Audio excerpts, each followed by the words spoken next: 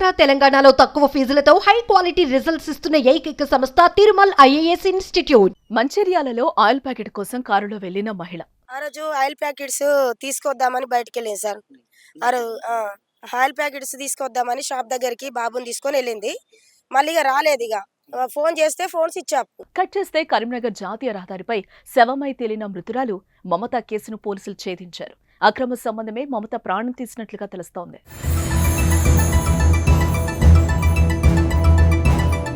Plan ప్రకారం కారులో ఎక్కించుకుని రాత్రి వరకు తిప్పుతూ కత్తితో పొడిచి నైలాన్ తాడుతో గొంతు బిగించి దారుణంగా హత్య చేసినట్లు పోలీసులు నిర్ధారించారు. గత వారం రోజుల క్రితం కరీంనగర్ జాతీయ రహదారిపై గుర్తు తెలియని ఓ మహిళ మృతదేహాన్ని గుర్తించిన స్థానికులు పోలీసులకు సమాచారం ఇచ్చారు. దీంతో ఘటనా స్థలానికి చేరుకున్న దర్యాప్తుల్లో భాగంగా మృతురాలు మంచిర్యాల జిల్లా బెల్లంపల్లికి చెందిన మమతగా గుర్తించారు.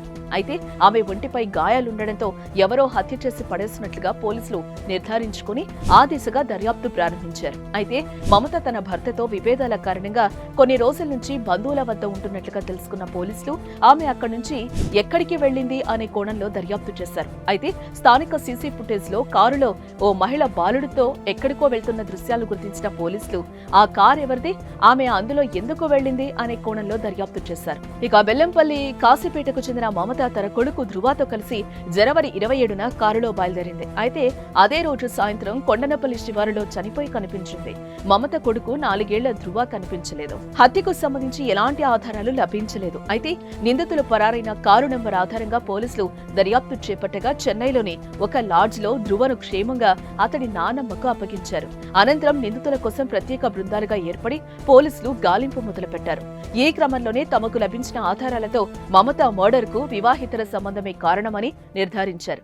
భాస్కర్ అనేటువంటి వ్యక్తి ఒక సింగరేణిలో ఎంప్లాయీగా పనిచేసేటువంటి వ్యక్తితోని పరిచయం ఏర్పడిన తర్వాత అతనితోని ఎక్కువ క్లోజ్నెస్ నుండి ఇల్లీగల్ కాంటాక్ట్స్ అనేది మెయింటైన్ చేసుకుంటూ తన యొక్క ఆర్థిక ప్రయోజనాలన్నీ, జీతం కానీ ఇతరత్ర ఆర్థిక ప్రయోజనాలన్నీ కూడా మమతకి చెందిస్తూ మమతను తన ఫ్యామిలీ మెంబర్ లాగా ట్రీట్ చేయడం వలన అదే ఇంట్లో తనకు ఉన్నటువంటి పెళ్లి కాకుండా ఇంకో ఉన్నటువంటి ఒక అక్క అయినటువంటి కుర్మల్ల నర్మద రఘు కలిసి క్లియర్గా ఆలోచించింది ఏంటంటే ఎట్టి పరిస్థితుల్లో మనం మమతను ఇక చంపేయాలి, లేకపోతే తను బతుకుంటే ఖచ్చితంగా మన తమ్ముడు మనకు దక్కడు, నా జీవితము పరోక్షంగా నీ జీవితం అంటే రఘు జీవితము మరియు నా తమ్ముడు భాస్కర్ జీవితం కూడా ఇబ్బందుల పాలే అవకాశం ఉందని చెప్పగా వెంటనే రఘు ఏం చేస్తాడు, తనకి ఇంటర్మీడియట్ లో స్నేహితుడైనటువంటి వేలుపుల కళ్యాణ్, ఈ క్రైమ్ లో అటువంటి అత్యంత ప్రధాన నిందితుడు వేలుపుల కళ్యాణ్ ను రఘు అనేటటువంటి ఇతను అప్రోచ్ కావడం జరిగింది. మమత తన భర్తతో దూరంగా ఉంటూ సింగరేణి ఉద్యోగి భాస్కర్ తో సహజీవనం చేస్తున్నట్లుగా తెలిపారు. మమతకు అడ్డగోలుగా డబ్బులు ఇవ్వడంతో పాటు ఖర్చు చేస్తున్నాడని భాస్కర్ కుటుంబం మమతపై కోపం పెంచుకుంది. దీంతో భాస్కర్ కుటుంబ సభ్యులే 5 లక్షల సుపారీ ఇచ్చి మమతను చంపించినట్లుగా పోలీసులు వెల్లడించారు. కళ్యాణ్ అనేటటువంటి వ్యక్తి ఇంటర్మీడియట్ లో చదువుకున్న తర్వాత ఈ అవారా తిరగడము, చిన్న బయట సెటిల్మెంట్ చేయడము, ఇల్లీగల్ పనులు చేయడంలో బాగా పేరు తెచ్చుకున్న వ్యక్తి కనబడ్డది. అక్కడ రఘు నర్మద అతన్ని కలవడం జరిగింది. ఈ పథకం ప్రకారం దాదాపు ఒక 1 నెల రోజుల ముందు అతను కలవడం జరిగింది.